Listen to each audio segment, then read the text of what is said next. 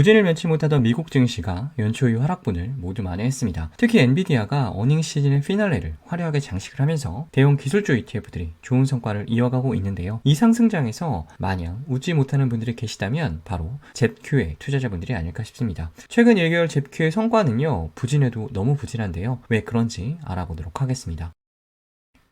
2025년 6월 5일 기준 잽큐의 1개월 성과는요 3.34%입니다. QQQ와 비교하면 상대 성과가 많이 부진하고요.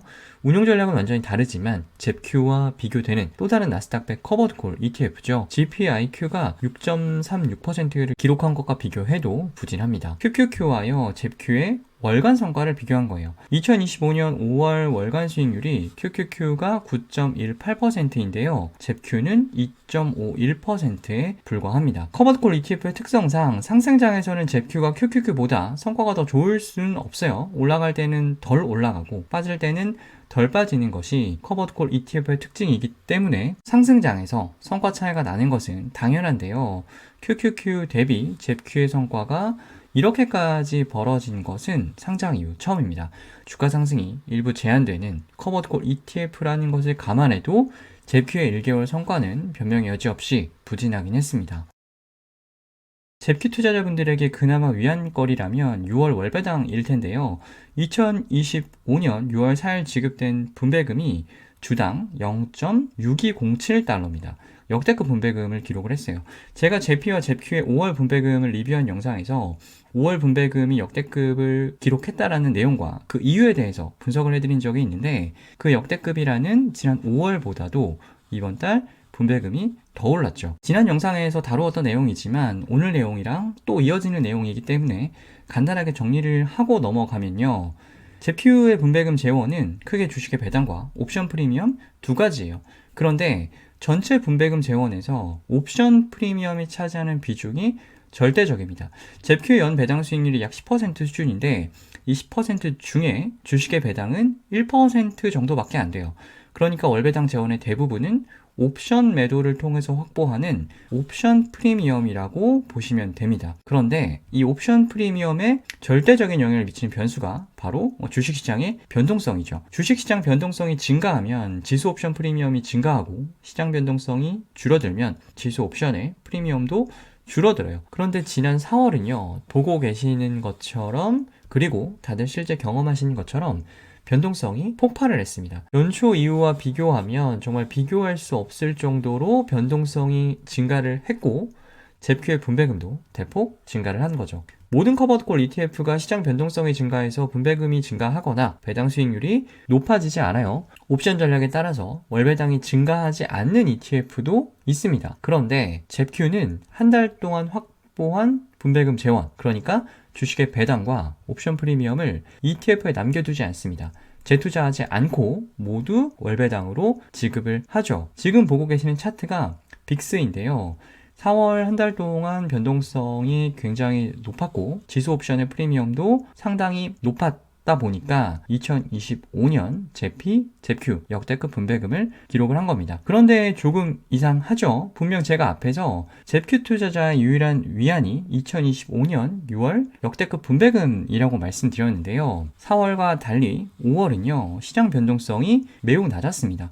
2025년 5월 빅스를 보시면 대부분 20포인트 아래에서 움직인 것을 볼 수가 있어요.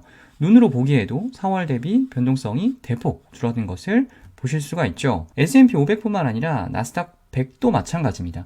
앞에서 보여드린 빅스가요, S&P 500을 기반으로 산출한 변동성 지수라면 이 VXN은 빅스의 나스닥 100 버전이라고 보시면 되는데 VXN 역시 5월 이후 지속적으로 감소하고 있는 것을 볼 수가 있죠. 잽큐와 잽피는요 액티브 ETF인 데다가 이 ENL을 매수하는 방법으로 ETF를 운용을 하고 있거든요.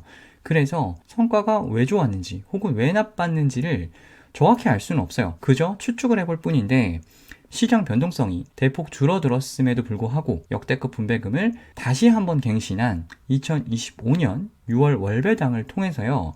잽큐가 부진했던 이유 어느 정도 설명이 됩니다. 제큐의 옵션 프리미엄뿐만 아니라요, 액티브 주식 포트폴리오 성과도 매우 중요해요. 그런데 제피가 S&P 500과 완전히 다른 주식 포트폴리오를 보유하고 있는 반면 제큐는 나스닥 100과 유사한 대형 기술주 중심의 포트폴리오를 보유하고 있어요. 보고 계시는 화면이 편입비상의 10종목인데요. 나스닥 100과 크게 차이가 없죠. 물론 최근 1개월 제큐의 주식 포트폴리오 성과가요, 나스닥 100보다 부진했을 수도 있어요. 하지만 부진했다고 하더라도요, 그 차이가 그렇게 크진 않았을 겁니다. 제큐가요, 나스닥 100 대비 많이 부진한 이유, 결국 주식이 아니라 옵션 전략 때문이라고 볼 수가 있습니다. 2025년 5월 나스닥 100 변동성이 전월 대비 대폭 줄어들었어요. 그런데 오히려 분배금은 전월 대비 늘어났죠. 왜 그럴까요? 두 가지 이유를 추측해 볼 수가 있을 텐데요. 먼저 옵션 매도 비중이 전월 대비 증가했을 가능성이 있습니다. 예시는 단순한 예시입니다. 예를 들어서 2025년 4월에는 옵션 매도 비중이 70%였는데요. 2025년 5월에는 옵션 매도 비중을 90%까지 높인 거예요. 더 많은 옵션을 매도했으니까 더 많은 옵션 프리미엄을 확보할 수가 있었고, 제큐는 더 많은 분배금 재원을 마련할 수가 있었던 거죠. 두 번째는요, 옵션의 행사가가 전월 대비 낮아졌을 가능성입니다. 제큐는 나스닥 100 콜옵션을 매도하는데 평균 2.5% OTM 콜옵션을 매도를 해요. 현재가보다 행사가를 얼마나 높게 설정할지는 액티브 ETF인 만큼 매니저 판단에 달려 있습니다. 운용팀이 시장을 긍정적으로 본다면 행사가를 높게 설정할 것이고요. 부정적으로 본다면 행사가를 조금 낮게 설정을 할 거예요. 예를 들어볼게요. 예시에서 들어드린 수치 역시나 단순 예시입니다. 2025년 4월에는요, 나스닥 100 2.5% OTM 콜옵션을 매도를 했어요. 그런데 2025년 5월에는 나스닥 100 1.5% OTM 콜옵션을 매도를 합니다. 행사가가 현재가에 가까울수록 옵션 프리미엄이 더 높습니다. 같은 나스닥 100 옵션이라도 ATM 옵션 프리미엄이 OTM 옵션 프리미엄보다 더 높아요. 이처럼 전월 대비 옵션의 행사가를 낮추면 어떻게 될까요? 당연히 분배금 재원이 되는 옵션 프리미엄을 더 많이 확보할 수가 있는 겁니다. 옵션 매도 비중을 늘리고 옵션의 행사가를 낮게 설정하는 것은 보여드린 것처럼 더 많은 옵션 프리미엄을 확보할 수 있다는 측면에서는 긍정적이에요. 그런데요, 커버드 콜의 주가 상승 측면에서는 어떨까요? 당연히 부정적이죠. 옵션 매도 비중이 70%에서 90%로 높아졌어요. 주식의 상승 참여율도 30%에서 10% 수준으로 대폭 줄어들 수밖에 없습니다. 이처럼 모든 전략에는 양면성이 있죠. 옵션 행사가 조절도 마찬가지입니다. 나스닥 100 2.5% OTM 콜옵션을 매도하면 나스닥 100 월간 상승에 최대 2.5%까지 주가 상승에 참여할 수가 있습니다. 그런데 행사가를 낮게 설정을 한다? 2.5%가 아니라 1.5%로 설정을 한다라고 하면 나스닥 100 월간 상승에 2.5%가 아닌 1.5%까지밖에 참여할 수가 없는 거예요. 행사가를 낮추게 되면 더 많은 옵션 프리미엄을 확보할 수 있지만 주가 상승 측면에서는 불리하다라는 얘기입니다. 옵션 전략을 정확하게 파악할 수는 없어요. 그래서 성과가 왜 부진한지는 추측을 할 수밖에 없는데, 옵션 전략을 보수적으로 바꾸었기 때문이다 라고 추측이 됩니다. 제큐의 운용력은요, 왜 이러한 의사결정을 했을까요? 연초 이후 제큐와 QQQ의 누적 성과인데, 보시면 4월 초에 저점을 찍고요, 나스닥 100이 반등을 할 때 제큐의 상승 참여율 나쁘지 않았습니다. 거의 유사한 수준으로 올라가는 것을 보실 수가 있죠. 그런데요, 5월 9일을 기점으로 나스닥 100의 상승을 제큐가 전혀 따라가지 못하고 있는 것을 보실 수가 있죠. 매니저가 시장 전망을 부정적으로 보지 않았나 싶어요.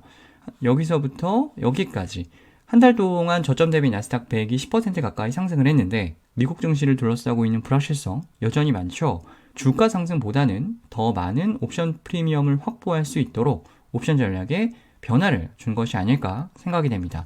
그런데 결과적으로요, 나스닥 100은 여기서부터 여기까지 더 올랐고, 제큐는 더 많은 옵션 프리미엄을 확보하긴 했지만 토탈 리턴 차원에서는 분명히 아쉬운 모습을 보이고 있죠. 제큐의 최근 부진을 염려하시는 분들이 많은데요, 개인적으로는 크게 걱정하지 말라는 말씀을 드리고 싶어요. 제큐가 물론 주가 상승에 일부 참여할 수 있는 커버드콜 ETF이긴 합니다. 그런데 주가 상승보다는 인컴 위주 투자 목적인 ETF잖아요. 최근 흐름은 아쉽지만 내가 왜 제큐에 투자하고 있는지를 다시 한번 생각을 해보시면 어떨까 싶습니다. 보수적인 옵션 전략 때문에 상승장에서는 손해를 본 느낌이 드실 텐데요. 하락장에서는 이러한 전략의 변경이 높은 하락 방어력을 보여줄 수 있는 배경이 됩니다. 따라서 하락장까지 경험을 해보시고 잽큐에 대한 판단하셔도 늦지 않을 것 같습니다. 잽큐 좋은데요. 상승장에서 많이 소외되는 것이 아쉽다라고 생각하시는 분들 계실 거예요. 그런 분들은 나스닥 100 ETF인 QQQ나 잽큐보다 나스닥 100 상승 참여율이 높은 또 다른 나스닥 100 커버드 콜 ETF죠.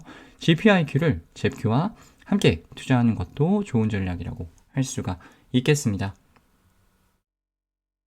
ETF 읽어주는 남자, 오늘은 여기까지입니다.